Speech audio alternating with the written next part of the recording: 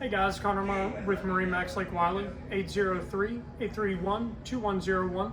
Today I want to show you guys a 2022 NauticStar 193 SC. Let's take a look at the exterior. We'll jump on inside and look at some of the features that this guy has. So we have the main hull color being in the slate gray color, and also being matched up with the white bottom, giving this thing a great profile on the water. Also, we have the matrix flint interior to match that exterior color, really making this thing flow from bow to stern.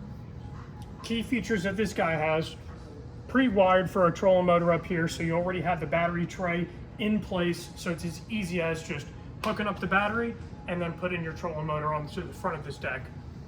Let's go ahead and look at the stern platform here, kind of show you guys some of the options that this guy has.